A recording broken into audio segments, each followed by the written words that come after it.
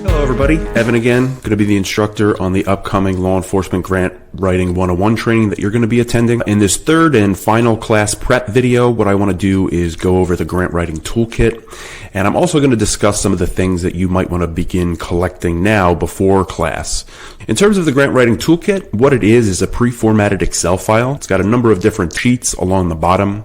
Each of them are going to correspond to a different workbook exercise or to information that you're going to want to be entering. One of my overarching goals in this course is to have you complete the grant writing toolkit so that when grant writing time comes, you don't have to go search out any information.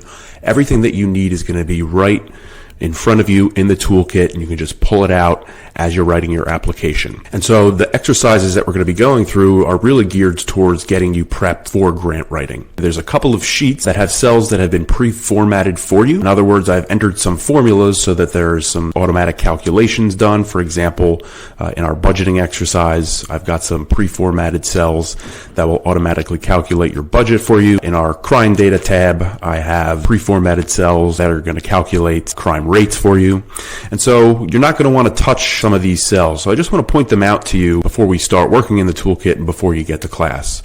So why don't we jump on my computer and we'll take a look at the toolkit and talk about some do's and don'ts. Okay, so as we learned in the second video, all of the course materials are going to be housed here on Google Drive.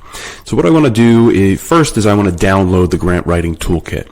So as I said, it's in the grant writing toolkit folder. I don't want to just double click this, open it up in Google Sheets and start entering information, because that's going to change this toolkit for everybody. What we want to do, we want to make sure that we're doing is actually downloading this toolkit and saving it to our device. In order to do that, all you have to do is click either this little download button here, or you can click the little bubble and click download. And when we do, it will eventually download. All right, so I'm going to open this right up, and it'll open it in Microsoft Excel automatically for me. You might have to choose which program you want to open it in. It does work in Google Sheets for the most part, but I prefer to use Excel. And so the first thing I'm going to do is going to make sure that I allow some editing here.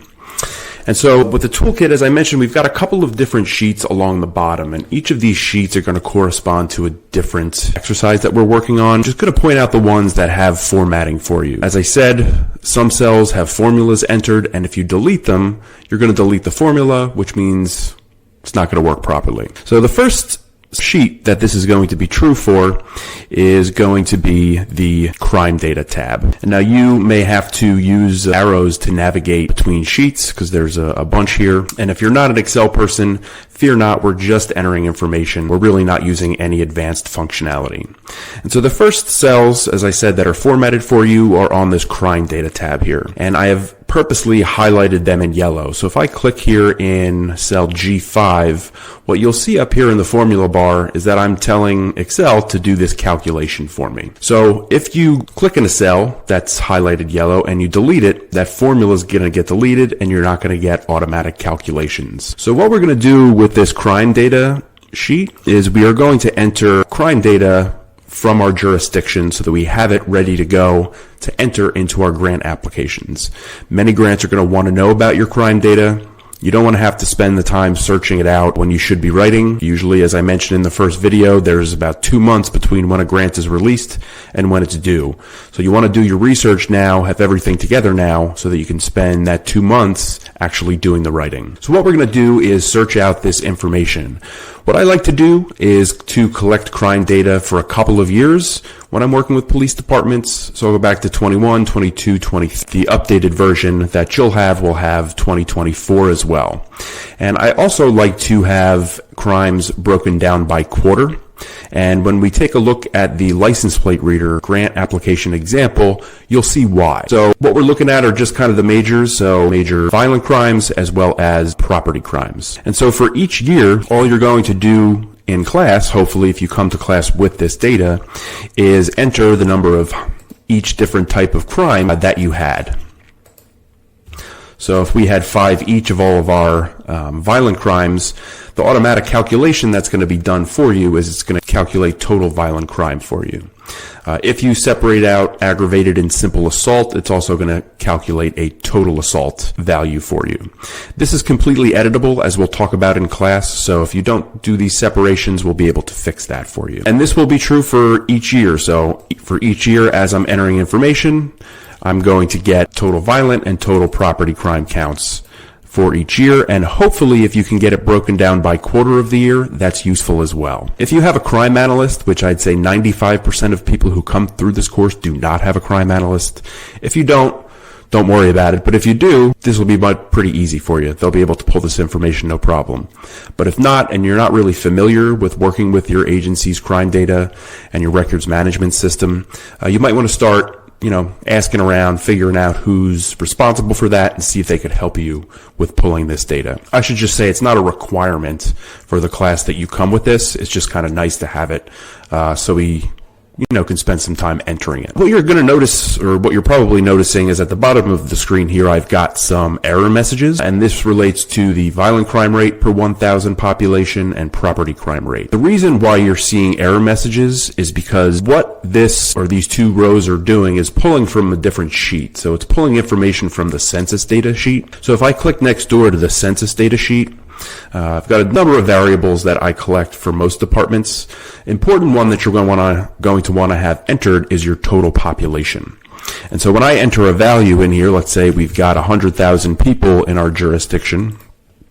If I go back to the crime data tab, you'll see that those error messages are gone, and you're getting a violent crime rate and a property crime rate. In some grant applications, I talk about raw crime figures, and sometimes I talk about rates. So I like to give you the option to talk about both, and this will automatically calculate this for you. So big takeaway here.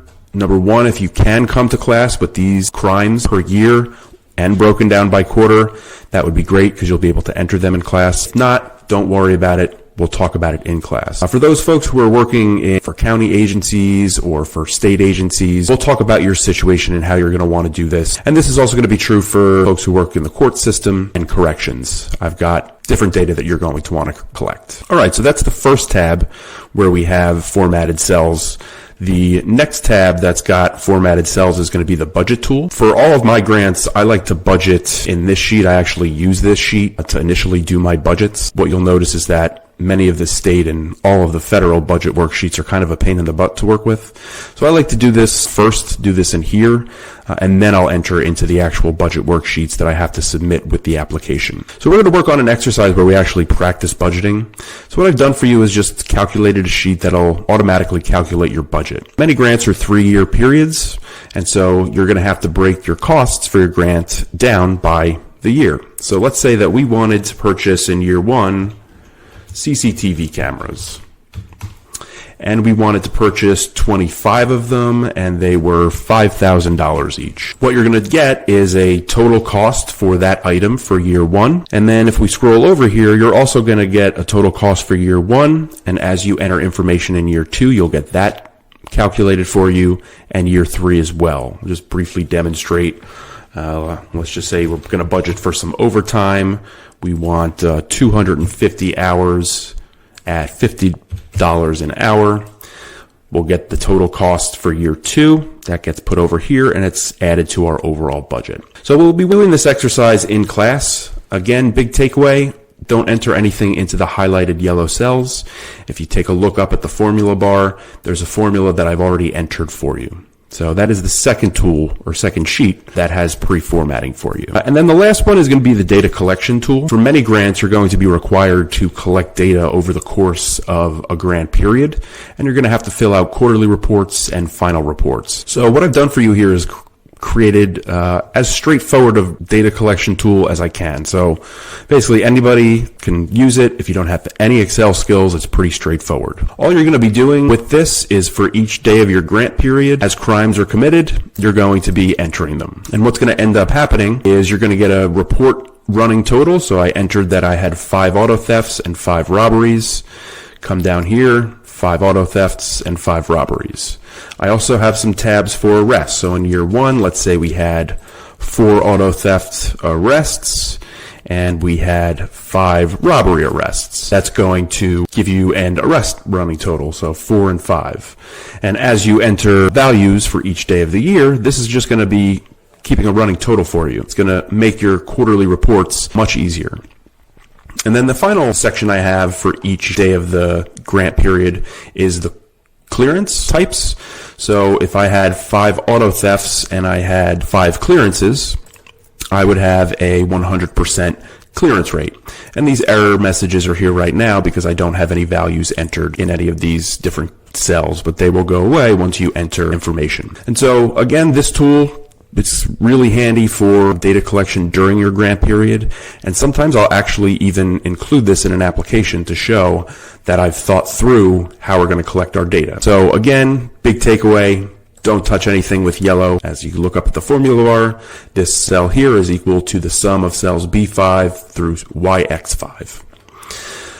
All right, so that's going to conclude my discussion about the grant writing toolkit. And this is going to conclude the course prep videos. Looking forward to meeting you either online or in person.